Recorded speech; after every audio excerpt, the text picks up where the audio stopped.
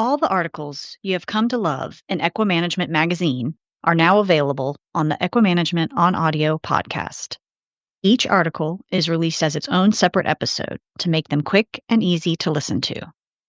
Just search EquiManagement on Audio on your favorite podcast player to listen to all the latest articles. Rehabilitating equine soft tissue injuries. Evidence-based guidelines for decision-making and rehab program design. When a horse is diagnosed with a locomotor disorder, the veterinarian treats the specific injury to restore the horse to soundness, states a 2021 scoping review of the past 20 years of literature on equine rehabilitation. Even after the injury has healed, however, the horse may not be fully functional due to persistent limitations in movement or strength, the authors added. That's where the rehab plan comes in. Rehabilitation seeks to optimize whole body function and reduce any existing disability, the researchers explain. We've consulted sports medicine specialists and reviewed the literature to obtain the most up-to-date guidelines specific to soft tissue rehabilitation in equine athletes. Stall rest is no longer standard. In recent years, the general recommendation for equine soft tissue injuries has evolved from long-term immobilization to structured early mobilization. This mindset shift is primarily credited to recent research highlighting the negative effects of sedentary conditions and the benefits of controlled movement on equine musculoskeletal health.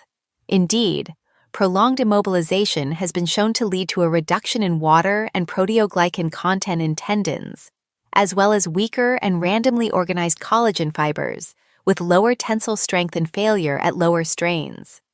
Long-term stall rest also results in tendon atrophy due to lower vascularization and metabolic rate.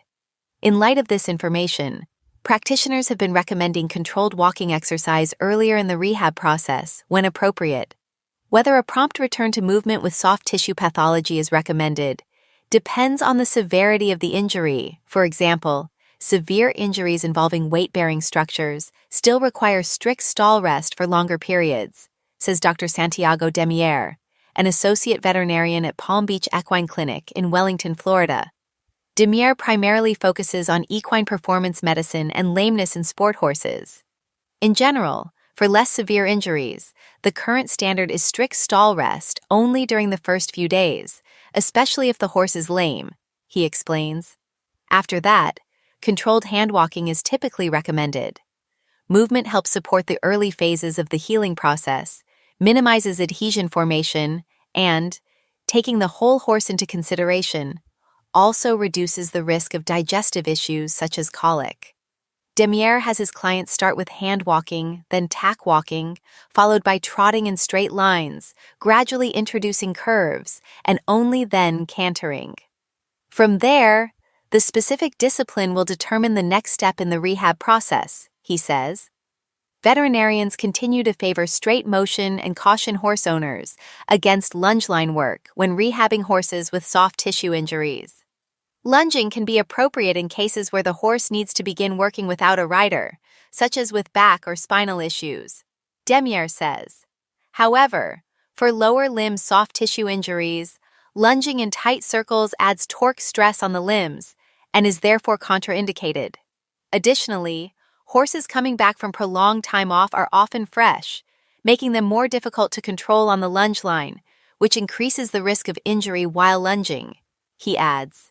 Demier always advises his clients against trotting before a proper warm-up walk or working horses on deep or uneven footing. Regenerative therapies have changed the rehab landscape. Biological regenerative therapies, once new and innovative, are now well ingrained into equine sports medicine and rehabilitation, both clinically and in the literature. There is ample evidence now, both experimental and clinical, of the beneficial effects of regenerative medicine and orthobiologics for the treatment of soft tissue injuries, says Dr. Kyla Ortved, Associate Professor of Large Animal Surgery at the University of Pennsylvania's New Bolton Center in Kennett Square. Blood-based regenerative therapies such as platelet-rich plasma have been shown to improve healing in superficial digital flexor tendon core lesions, likely due to their high concentration of growth factors and immunomodulatory cytokines that help direct healing of injured tissue toward a more organized and normal tendinous structure, she explains. Along with PRP, interleukin-1 receptor antagonist protein and prostride are widely used in equine practice for treating soft tissue injuries. Similarly, cell-based therapies such as mesenchymal stem cells, especially when derived from the bone marrow, have been shown to improve healing and, importantly, decrease re-injury rates of bowed tendons, specifically looking at superficial digital flexor tendinitis in racehorses, Ortved notes. The theory behind this is that stem cells secrete growth factors and immunomodulatory cytokines, which direct healing and result in a stronger and more elastic tendon. Overall, Ortved says orthobiologics have provided veterinarians and horse owners with options to directly improve the healing of soft tissue injuries. While these therapies do not necessarily speed up the rate of healing and do not replace the need for rehabilitation, it does appear that the final healed product is stronger and healthier with regenerative medicine than we can achieve with conservative management alone, she concludes. Regardless of the methods used to rehabilitate a soft tissue injury, reliably evaluating and tracking progress is crucial. In most cases, unless the horse is sent to a dedicated rehabilitation facility, the execution of the patient's day-to-day recovery remains entirely in the hands of their owner, and practitioner evaluation only happens at intervals that can span several weeks or more. Naturally, one of the most important and useful objective measurements is the assessment of a horse's lameness over time as they rehabilitate from an injury, says Dr. Jackie Hill, Associate Veterinarian and Surgeon at Littleton Equine Medical Center in Littleton, Colorado. Today, several objective gait analysis systems are available that enable precise and repeatable evaluation of movement asymmetries. These tools help track the horse's progress more accurately than subjective observation alone. Hill shares 3 additional objective measurements that prove valuable in measuring progress in soft tissue injury rehabilitation. Changes in the size of soft tissue structures on diagnostic ultrasound. For example, evaluating the cross-sectional area of a tendon or ligament during the healing process. Joint range of motion, measured using a goniometer. Joints and soft tissue structures are intertwined and intricately linked, and this information is especially useful in cases involving joint stiffness or post-operative recovery, Hill says. Limb circumference measurements are another helpful tool for tracking swelling or joint effusion over time. Together, these measurements allow for data-driven adjustments to the rehabilitation plan and help ensure the horse's progress remains on track, she notes. Ideally, how often do practitioners need to reevaluate their patients coming back from soft tissue injuries? There isn't one clear-cut answer, but in her practice, Ortved generally recommends a 4 to 6 week interval and performs a lameness evaluation and ultrasound during these rechecks. This allows alterations and increases in the workload adapted to the horse's progress, she explains. Demier recommends rechecking a horse right before moving on to the next step in the rehab process, specifying that the frequency of vet rechecks depends on how spaced out each phase is in the specific plan. This could be every 2 weeks, monthly, or at a different interval.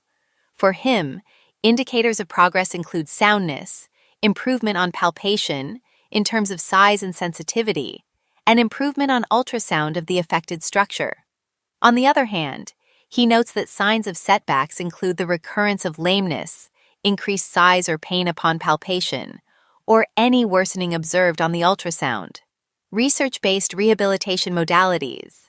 Rehabilitation is a broad term that encompasses a wide range of techniques, therapies, and modalities, the use of which may or may not be regulated, standardized, or backed by research. According to the 2021 Scoping Review of Equine Rehabilitation Practices from the past 2 decades, notable research surrounding the usage or efficacy of specific rehabilitation tools and techniques includes passive stretching. Stretching exercises, such as rear limb protraction and quadriceps extension, appear to help improve range of motion, prevent injury, and reduce pain when performed for 3 to 5 minutes once daily, 3 to 7 days per week. Tissue mobilization. Tissue mobilization techniques, such as massage, are commonly used in equine rehabilitation, with 69% of veterinary practitioners reporting their use. Joint mobilization. This manual technique involves applying forces to move joints through specific rhythmic oscillations and gliding movements, aiming to improve motion, reduce stiffness, and alleviate pain. It is widely used, with 71.9% of practitioners reporting the use of range of motion therapies in equine rehabilitation. Kinesiological taping and bandages. Kinesiology tape applied with 10% tension for 72 hours after stifle joint arthroscopy significantly reduced swelling between 24 and 72 hours post-surgery. Therapeutic ultrasound. A narrative review outlined therapeutic ultrasound parameters using a 1 MHz transducer for deep tissue and 3 MHz for superficial, with energy levels of 1 to 2 watts per square centimeter applied continuously for 10 minutes. A lameness study provided protocols for acute, subacute, and chronic injuries involving different transducer types, emission modes, power levels, 70 to 95% full power, and durations, with a mean treatment period of 3.3 weeks, producing beneficial increases in suspensory ligament cross-sectional area. Laser therapy. A study of high-power laser therapy in 150 lame sport horses used the manufacturer's pre-established protocol for the area of injury. Horses received 250 joules per square centimeter for 20 minutes daily for 2 consecutive weeks, with an exercise rehabilitation protocol and/or pharmacological treatment prescribed at the veterinarian's discretion. The results suggested a beneficial contribution of high-power laser therapy. Hydrotherapy. Hydrotherapy uses water's physical properties, temperature, pressure, viscosity, and buoyancy, to relieve pain, stimulate circulation, and treat musculoskeletal disorders, including soft tissue injuries. Surveys show that hydrotherapy is a common intervention, with water treadmill use reported in up to 39% of cases, primarily for the rehabilitation of tendinitis and suspensory desmitis. Swimming and water treadmills can be very useful rehab tools for certain conditions, if used correctly, Demir says. Exercise therapy. As discussed, equine rehabilitation guidelines now emphasize an early, controlled return to specific exercises, tailored to the horse's injury and needs, rather than prolonged rest. Techniques such as hand walking, dynamic mobilization stretches, treadmill work, and use of weighted or tactile stimulators have been shown to improve muscle strength, joint mobility, and core stability. Progressive, carefully monitored exercise programs accelerate recovery from muscle, bone, and tendon injuries, as well as post-surgical rehabilitation, enabling horses to return to work more quickly and safely. Overall, exercise is a fundamental component of modern rehabilitation protocols designed to restore function and performance in athletic horses. The popularity of different rehabilitation techniques varies, with a 2018 survey of 305 international veterinarians citing the 9 most commonly used practices to treat soft tissue injuries as controlled hand walking, 97.3%, therapeutic shoeing, 96.1%, ice, 95.2%, compression bandaging, 89.5%, platelet-rich plasma, 86.5%, therapeutic exercises, 84.3%, interleukin-1 receptor antagonist protein therapy, 81.4%, stretching, 83.3%, cold water hydrotherapy, 82.9%. Key factors affecting rehab program design: the nature and severity of the injury. Understanding the specific diagnosis and the expected time frame for tissue healing is critical, says Hill. This guides both the structure and timeline of the rehabilitation plan and helps set realistic expectations for the owner regarding the duration and intensity of care. Demir adds that the type, characteristics, cross-sectional area versus length, and severity of the lesion, as well as the structures involved, impact the rehab plan. The horse's temperament and behavior. A horse's personality plays a major role in determining how well they will tolerate confinement, stall rest, or controlled exercise, Hill says. Some horses may require sedatives or calming supplements to remain safe and manageable during recovery. Housing and handling options. Available facilities, i.e., stall, paddock, or pasture access, and the environment's safety for restricted movement must be considered when creating a rehab program. The owner's capabilities and commitment, the owner's or caretaker's experience level and availability can significantly impact the program's success.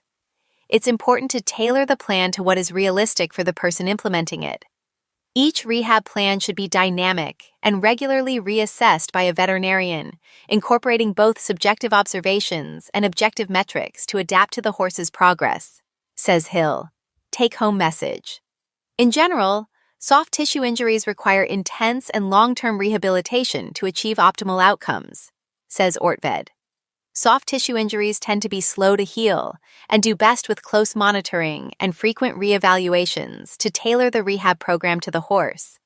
Loading of tendons and ligaments is necessary for healing, but it must be done in a careful and controlled manner. An intensive, veterinary-directed, and individually tailored treatment and rehabilitation program is essential.